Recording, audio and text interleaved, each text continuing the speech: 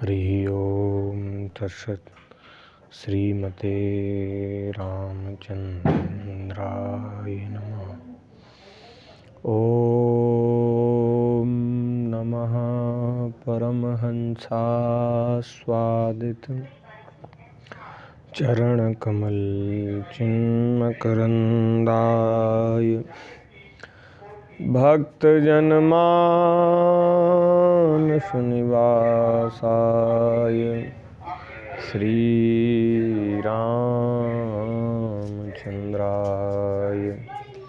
श्री सीतारामाभ्यां नमः। श्री सद्गुरु भगवते नमः।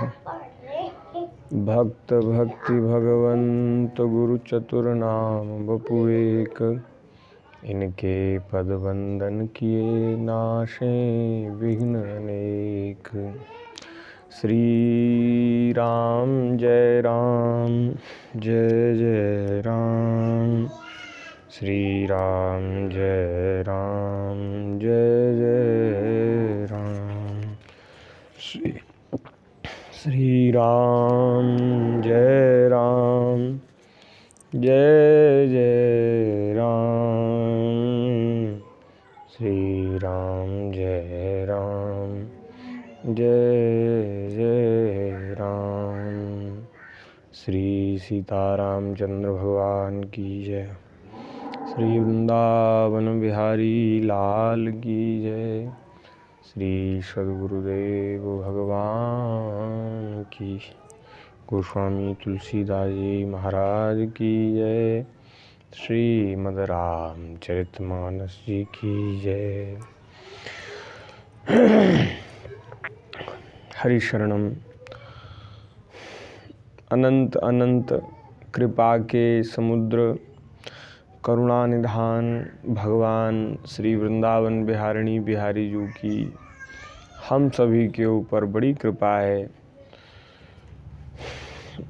जो ऐसे भयंकर समय में, ऐसे भयंकर युग में हम सबको कुछ न कुछ भगवान की कथा, कुछ न कुछ सत्संग प्राप्त हो जाता है। ये श्री ठाकुर जी की बड़ी हम पर कृपा है।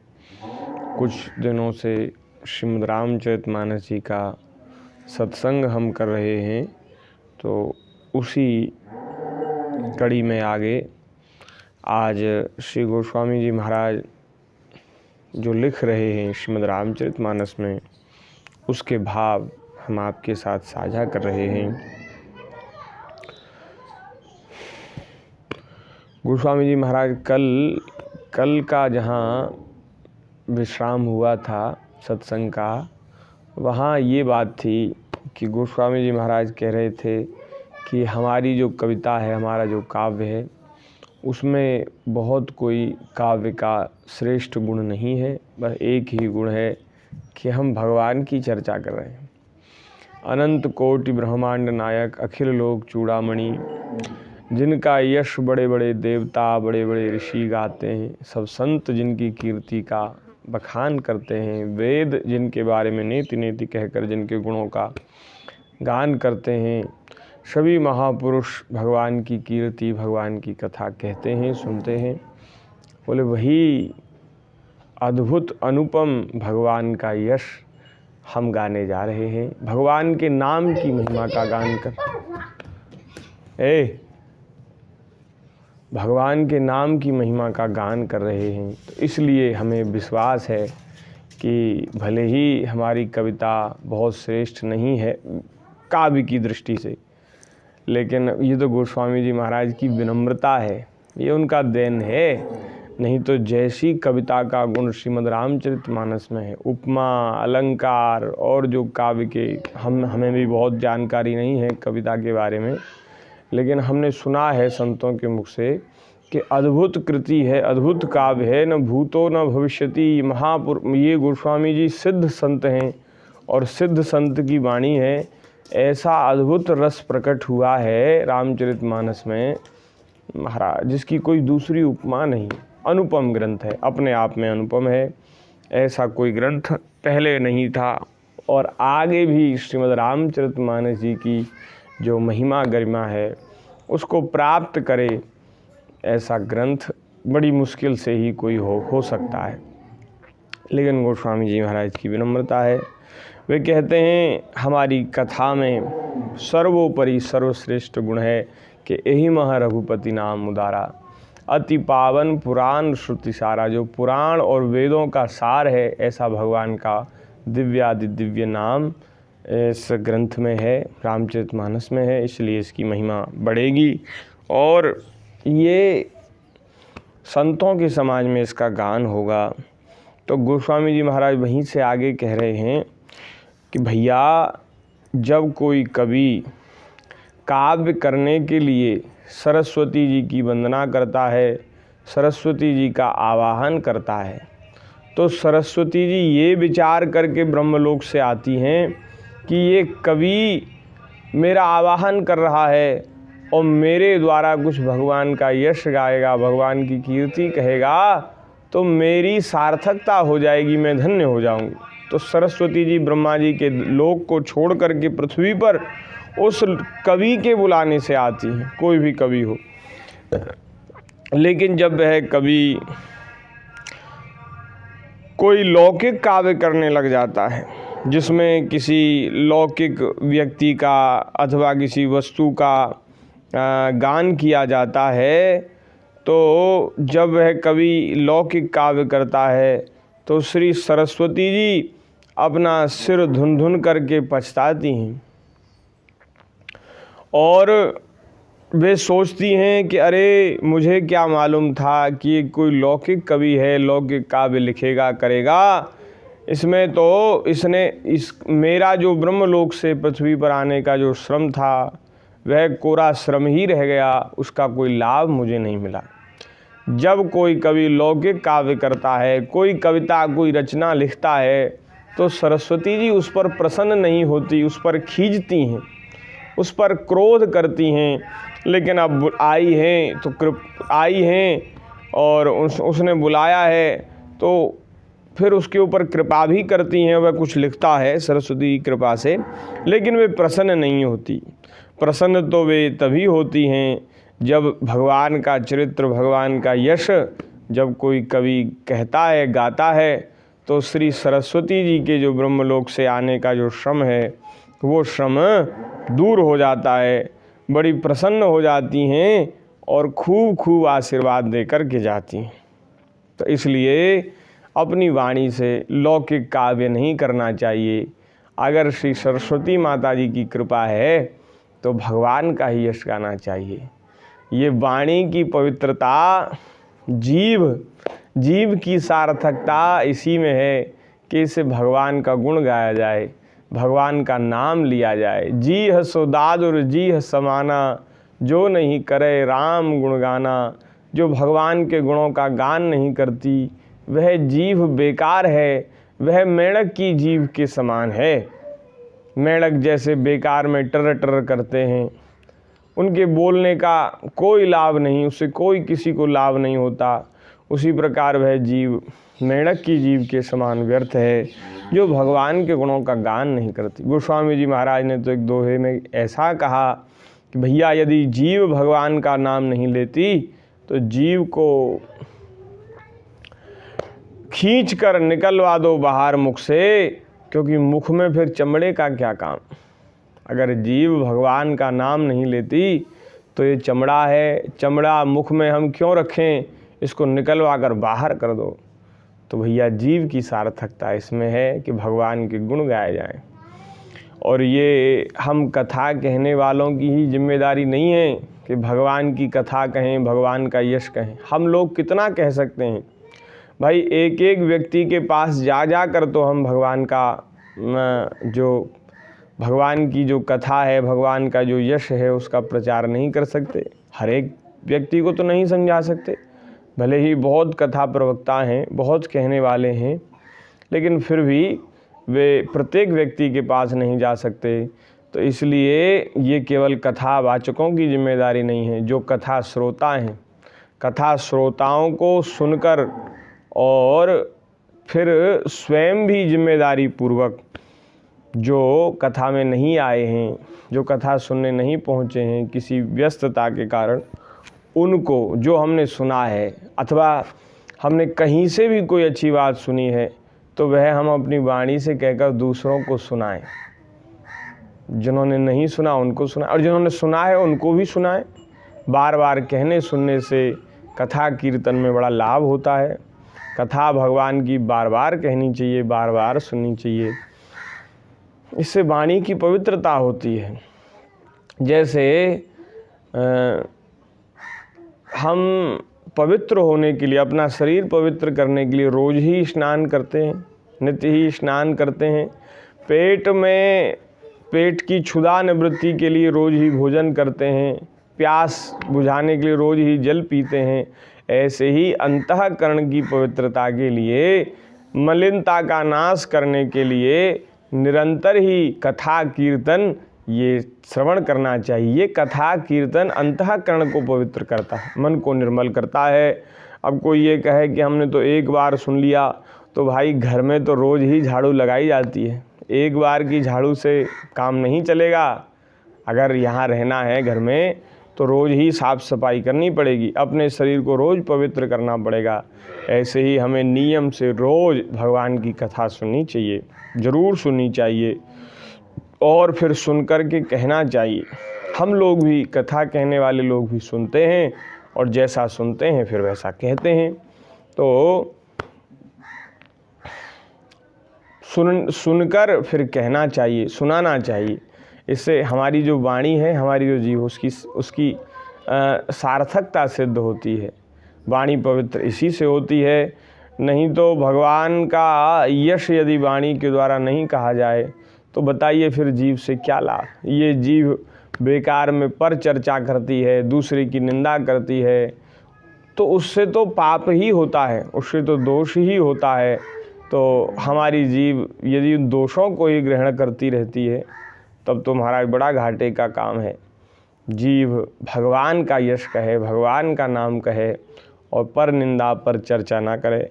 यत् किंचित पर निंदा पर चर्चा स्वभाव के कारण हो जाए तो उससे जो दोष आता है, भगवान की कथा कहने से वह दोष भी दूर हो जाता है। इसलिए कहना भी चाहिए, सुनना भी चाहिए। आज से ये नियम लो कि हम जो भी अच्छी बात सुनेंगे दूसरों को सुनाएंगे, कहेंगे। क्योंकि कहना कोई बुरा नहीं है।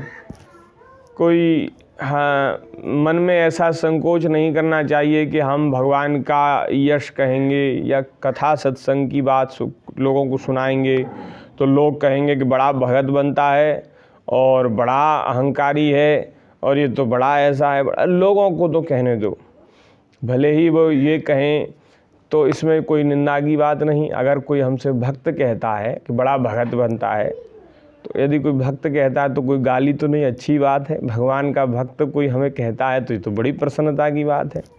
और मन में अहंकार करता है या बड़ी अपनी वाह चाहता है तो उसमें ये मन में समाधान करना चाहिए कि हम तो अहंकार के लिए कह नहीं रहे, हम तो इसलिए कह रहे हैं जिससे हमारी वाणी पवित्र हो। ना हम प्रसिद्धि के लिए कह रहे हैं, ना हम कोई हमें अच्छा कहे इसलिए कह रहे हैं। हम तो अपनी वाणी की पवित्रता के लिए कह रहे हैं। हमारी वाणी पवित्र हो, हमारी जीव धन्य हो जाए और हमारा समय सार्थक हो जाए। आप फ़ोन करेंगे कहीं, आप किसी से बात करेंगे तो उस समय कुछ ना कुछ तो चर्चा करेंगे ना। और भगवान को छोड़कर जितनी भी संसार की चर्चा है वो सब दोष युक्त है। आप समझ लो, आप भी मन में बात पक्की कर लो और आप स्वयं विचार करके भी देख लो, भगवान के अलावा जो भी चर्चा है वो सब दोष युक्त है, दोषपूर्ण है। क्या बात करते हैं, फ़ोन पर हम बात करते हैं, कोई मिल जाता है तो फिर भी क्या बात करते हैं। पूछेंगे हाल चाल कि कैसे हो, कहो जी हाँ हम तो ठीक हैं, आप कैसे हो, बोले हाँ आप भी ठीक हैं। फिर और क्या हो रहा है, और क्या है, और उनके क्या, अरे वो तो ऐसे हैं, वो तो वैसे हैं, उनका काम तो बड़ा ख़राब है, उन्होंने तो बहुत बात बिगाड़ रखी है, वो तो ऐसे हैं, वो तो यही तो बुराई है, यही तो पर निंदा है, यही तो पर चर्चा है। कुछ अपनी बात करते हैं फिर दूसरों की बातें करने लग जाते हैं, तो उसमें पर निंदा पर चर्चा का दोष आता है। और हम लोग जो कुशल क्षेम पूछते हैं, हमारे मन में विचार आता है, वह भी प्राय हम झूठ ही कहते हैं। और झूठ बोलना भी पाप है, झूठ बोलना भी दोष युक्त है। हमसे जब कोई पूछता है कि कैसे हो, तो हमें कहना पड़ता है ठीक है। लेकिन आप स्वयं विचार मन में कीजिए, क्या वास्तव में हम ठीक हैं? क्या वास्तव में हम सुखी हैं? क्या हमारे जीवन में कोई क्लेश नहीं? क्या हमारे जीवन में कोई दुख नहीं? हम पूर्ण रूप से संतुष्ट हो गए? हम पूर्ण रूप से शांत हो गए? हमारी कामनाएं, हमारी इच्छाएं पूरी हो गईं? अरे राम जी, जब हम विचार करते हैं तो तमाम प्रकार के कष्ट, तमाम प्रकार के दुख, अभाव हमें समझ में आते हैं। लेकिन कोई हमसे पूछता है, हम कहते हैं ठीक है, आप बताइए आप कैसे? बोले हाँ हम भी ठीक। तो वो दोनों लोग झूठ बोलते हैं। जो कहते हैं ठीक हैं वो झूठ बोलते हैं। और अगर ऐसा कह दो, अरे महाराज हम तो बड़े दुखी हैं, क्या बतावें, ऐसी ऐसी बीमारी, पैसे की तंगी, कोरोना ने महाराज हालत ख़राब कर रखी है, काम धंधा सब बंद है। तो ये जो रोना हम रोते हैं, इस रोने को भी संसारी लोगों के सामने रोने से कोई लाभ नहीं। किसी ने हमारे पास फ़ोन किया, हमारी कुशल क्षेम पूछी, आप खूब दुख सुनाओ, खूब अपने संकट सुनाओ, तो नारायण कौन तुम्हारी सुनेगा? और उनको सुनकर कौन तुम्हारे दुखों को दूर करेगा? ऐसी किस्में अरे सब अपने अपने दुख से दुखी हैं भैया, तुम्हारे दुखों को कौन दूर करेगा? तुम्हारे दुखों को तो वो दूर कर सकता है जिसमें दुखों को दूर करने की सामर्थ्य हो, और दुखों को हरने का काम तो हमारे श्री रघुनाथ जी करते हैं। उनका नाम है आरती हर, दुखों को हरने वाले, दूर करने वाले। भैया यदि तुम्हें अपने दुखों को ही सुनाना है, अपना रोना ही रोना है, तो श्री ठाकुर जी के पास एकांत में अपने दुख कहो। हमारा विश्वास है, हम सच्ची बात कह रहे हैं। यदि आप सच्चे हृदय से भगवान के सामने अपने दुखों को निवेदन करेंगे ना, तो वे आपके सारे दुखों को हर लेंगे। कोई दुख नहीं रहेगा, सारे दुख दूर हो जाएंगे। क्या कहेंगे आप? कहेंगे, आप लोग हमसे पूछ सकते हैं कि आप इतने विश्वास से कह रहे हैं तो क्या आपके दुख दूर हो गए? आप ऐसा कह रहे हैं तो क्या आपके दुख दूर हो गए हैं क्या? तब आप ऐसा कह रहे हैं। तो हम तो अपने मन में ये समझते हैं कि हमारे जो जीवन में जो दुख हैं, जो संकट हैं, वे भी इसीलिए हैं कि हमने कभी श्री ठाकुर जी से उनको एकांत में बैठकर कभी कहा नहीं। हम भगवान के सामने कभी रोए नहीं। संसार के लोगों की आशा लगाते हैं कि ये आदमी हमारे दुख सुनेगा तो उन दुखों को दूर कर देगा। लेकिन ये बात तो हमने अनुभव की है कि ये जो आशा है ये झूठी है, इसमें कोई सार नहीं। खूब संसार के लोगों को दुख सुनाओ, कोई दुखों को दूर करने वाला नहीं। लोग स्वार्थी हैं ऐसा हम नहीं कह रहे, वे स्वयं दुखी हैं। भाई जो दुख आपके जीवन में है वे ही दुख उनके जीवन में भी हैं। जब वे अपने दुखों को दूर नहीं कर पा रहे तो आपके दुखों को क्या दूर करेंगे? ये बात है। सब अपने अपने दुख से दुखी हैं, तो सुख भी किसको सुनाना, क्योंकि हम सुखी तो है नहीं, और दुख भी किसको सुनाना, क्योंकि हमारे दुखों को दूर कोई करेगा नहीं। बिना बात की क्यों रोना? अगर रोना ही है तो श्री ठाकुर जी के सामने रोएंगे, भगवान के सामने रोएंगे। हमने अपना आत्मनिवेदन, आत्मसमर्पण जिनके चरणों में कर दिया है, अगर उनको छोड़कर हम किसी दूसरे को अपना दुख सुनाते हैं तो हमारी अनन्यता में ये दोष है, ये बाधा है। इससे अनन्यता बाधित होती है। अपने दुख दर्द अपने को सुनाने हैं, जो हमारे हैं, जिनको हमने अपना मान लिया है, जिनके चरणों में हमने अपना सर्वस्व निवेदित कर दिया, न्योछावर कर दिया है, उनको सुनाएंगे, दूसरे किसी को नहीं कहेंगे। तो इसलिए ये संसार के लोगों से बात करना और फ़ोन पे अपना हालचाल कहना सुनना और मिलकर भी उनसे बातचीत करना, ये सब हमें व्यवहार के अलावा और कुछ समझ नहीं आता। ये सब व्यर्थ है। तो यदि हम किसी से बात करें ही तब भी भगवान की चर्चा करें। कैसे करें? तो उनसे छूटते ही ये कहें कि भाई आज हमने श्री महाराज जी के मुख से, श्री सद्गुरुदेव भगवान के मुख से ये बात सुनी और ये बात हमें बड़ी अच्छी लगी, हम आपको सुनाएंगे। ये और फिर आप वो सुनावें, और सुनने वाला प्रेम से सुने तो ठीक, नहीं तो हमने तो अपना काम कर ही दिया, हमने तो अपनी वाणी को पवित्र कर लिया और अपने समय को सार्थक कर लिया, पर निंदा पर चर्चा से बच गए। तो इसलिए अपनी वाणी से भगवान के गुणों का गान करना चाहिए, क्योंकि जीह सो दादुर जीह समाना, जो नहीं करे राम गुण गाना। जीह सो दादुर जीह समाना, जो नहीं करे राम गुण गाना। जीव की सार्थकता इसी में है। आगे गोस्वामी जी महाराज कहते हैं, वे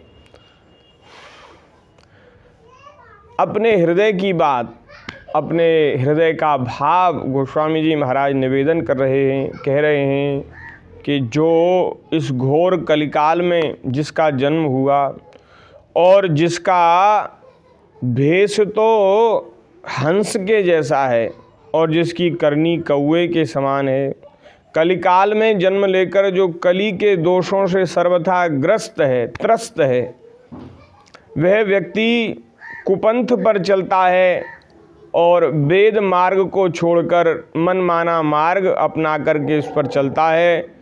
कपट का भांड है, कपट ही करता है, और जिसमें कली के सारे दोष हैं, कलिमल से जो ग्रस्त हैं, और जो हैं तो बड़े ही दुष्ट प्रवृत्ति का, लेकिन अपने को राम जी का भक्त कहता है, भगवान का भक्त बनता है बाहर से, हंस का सा भेष धारण करता है, लेकिन है वो भीतर से बहुत बुरा आदमी, और फिर संसार को ठगने का काम करता है। वंचक भगत कहाय राम के, किंकर कंचन को काम के। ऊपर से तो भगवान के भक्त बनते हैं और भीतर से स्त्री के और धन के दास हैं। किंकर कंचन को काम के, क्रोध के, काम के और धन के दास हैं। ऐसे जो संसार में लोग हैं, गोस्वामी जी महाराज कहते हैं, तिन मह प्रथम रेख जग मोरी। उन सभी दुष्टों में सबसे पहले नंबर का, अव्वल दर्जे का मैं हूँ। ये गोस्वामी जी महाराज की विनम्रता है। हे भगवान, संतों के जीवन में कैसा विनम्र भाव, कैसा दैन्य होता है। ये हमने प्राय सभी संतों के जीवन चरित्र हैं, हमने जो पढ़े हैं, सुने हैं, उनमें ये बात सब में हमें समझ में आई कि सबके अंदर विनम्रता, क्योंकि बिना विनम्रता के, दैन्यता के तो भक्ति महारानी हृदय में ठहरती ही नहीं। तो विनम्रता, कैसी विनम्रता है, अपने आप को सबसे नंबर एक दुष्ट आप साबित कर रहे हैं। हम लोगों में होड़ मची है, हम लोगों में, हम सब अपने आप को नंबर एक दर्जे का ईमानदार, भला आदमी, सज्जन आदमी साबित करना चाहते हैं हम लोग, लेकिन जो परम प्रभु को, परम वस्तु को प्राप्त कर चुके ऐसे महापुरुष, उनमें कभी ये बात नहीं होती कि वे अच्छा बनना चाहें।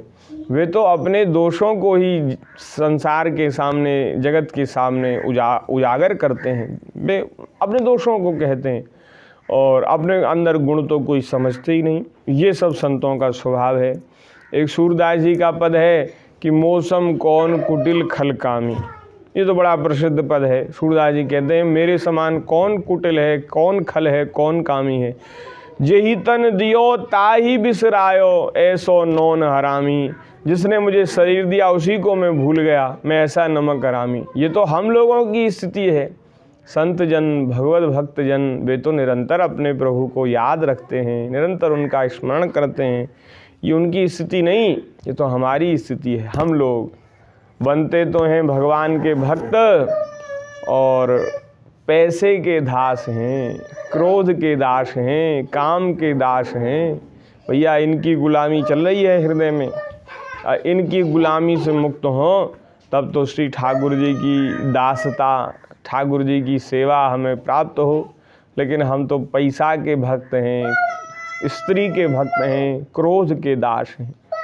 तो ये तो हमारी स्थिति है, लेकिन गोस्वामी जी महाराज स्वयं ऐसी बात कह रहे हैं। हे राम जी, राम राम, ये कैसी अद्भुत दैन्यता है। हम लोग अपने दोषों को स्वीकार करते नहीं, और जिनमें दोष हैं, जिनमें बिल्कुल दोष नहीं, वे इन दोषों को अपने भीतर मानते हैं, समझते हैं, हृदय से समझते हैं। ये कोरी कहने को तो हम भी कहने लग जाएं कि अरे हम बड़े बुरे हैं, ये बड़े बुरे हैं, लेकिन हम अपने मन में तो अपने आप को बड़ा बढ़िया समझते हैं, बहुत अच्छा समझते हैं। तो ये जो संतों की जो विनम्रता है, ये वास्तविक दैन्यता है। वास्तविक और दिखावटी दैन्य में भी अंतर होता है, उसको समझने वाले समझ जाते हैं, और भोले भाले आदमियों को हम लोग ऐसा कहकर ठग भी लेते हैं। तो ये इनकी संतों की वास्तविक, गोस्वामी जी की वास्तविक दैन्यता है कि वे कहते हैं कि जो राम जी का हे लाली बेटा हल्ला मचाओ, तो इधर आ जाओ तुम, इधर आ जाओ, तो तुम तो जाओ।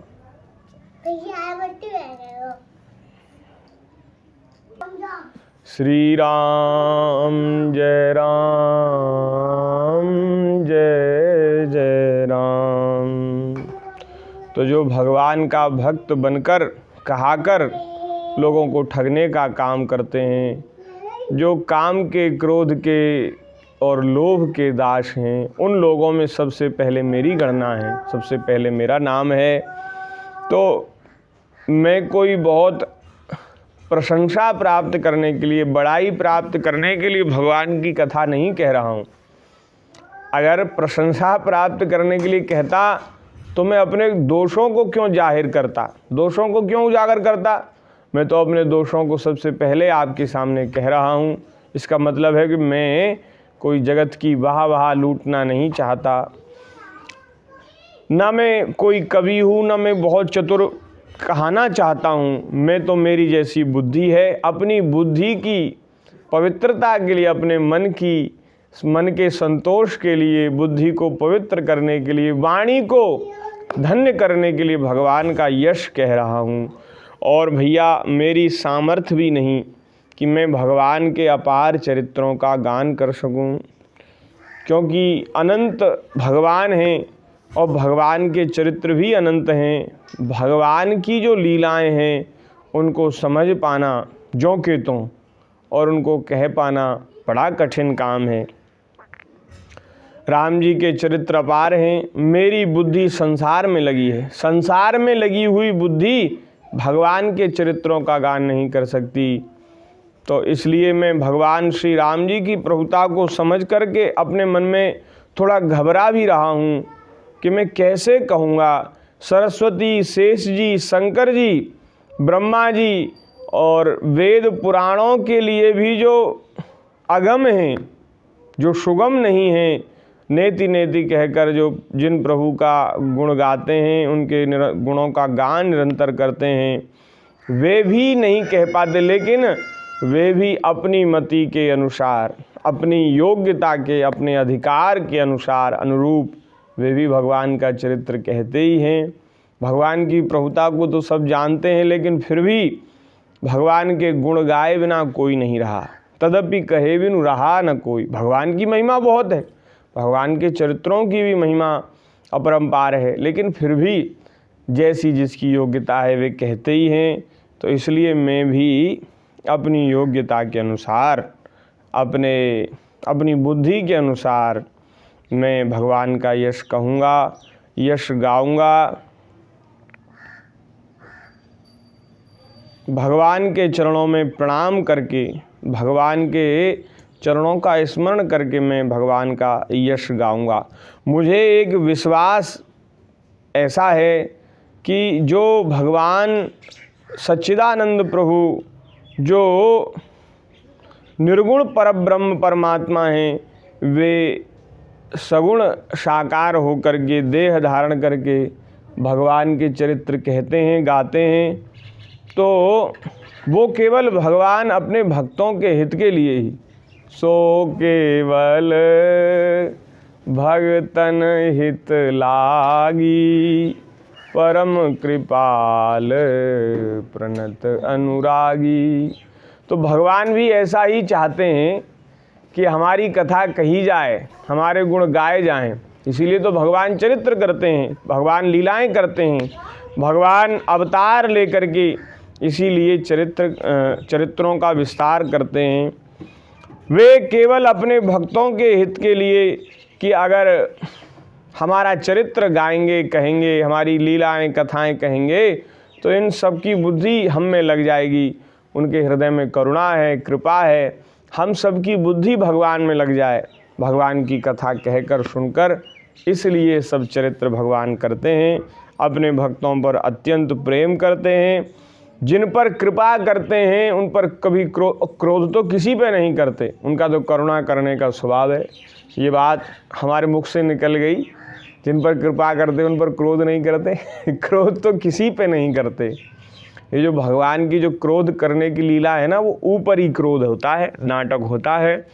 जैसे माता पिता हृदय से कभी बालकों के ऊपर क्रोध नहीं, भला ही चाहते हैं, हित ही चाहते हैं, तो ऐसे ही भगवान हमारे ऊपर जहाँ तहाँ भगवान के जो क्रोध करने के प्रसंग है वे सब उनकी लीला ही है, नाटक है। क्रोध तो किसी पर करते ही नहीं, करुणा करने का स्वभाव है। गई हुई वस्तु को दोबारा से प्राप्त करा देते हैं, ऐसे श्री रामचंद्र जी, उनका ऐसा सुंदर स्वभाव, उस स्वभाव का स्मरण करके और भगवान के सुंदर स्वरूप को, स्वभाव को मैं स्मरण करके अपनी वाणी को पवित्र करने के लिए, करहीं पुनीत सुफल निज वाणी, मैं अपनी वाणी को पवित्र करने के लिए भगवान का यश कह रहा हूँ। ऋषि मुनियों ने, महात्माओं ने पहले भगवान के चरित्र कहे हैं, गाए हैं, तो उनका आश्रय लेकर के, जैसा उन्होंने कहा उसका आश्रय लेकर के मैं भगवान का चरित्र कहूँगा। उस मार्ग पर चलना मेरे लिए सुगम होगा। जैसे नदी में राजा महाराजा सेतु बना देते हैं, पुल बना देते हैं, तो उस पुल से इतना लाभ हो जाता है लोगों को कि बिना ही श्रम के नदी को पार कर जाते हैं। एक छोटी सी चींटी भी उस पुल पर चढ़कर और नदी को पार कर जाती है। इसी प्रकार मैं भी ऋषि मुनियों का, महात्माओं का आश्रय लेकर भगवान का अत्यंत महामहिमा में चरित्र कह दूंगा, गा लूँगा। ऐसा मेरी बुद्धि को विश्वास दिला करके मैं भगवान की कथा कहना प्रारंभ कर रहा हूँ। आज के लिए बस इतना ही, आगे फिर भगवत चर्चा करेंगे। बोलिए भक्तवत्सल भगवान की जय। श्री राम जय राम, जय जय राम। श्री राम जय राम, जय जय राम। बोलिए सियावर रामचंद्र भगवान की जय हो।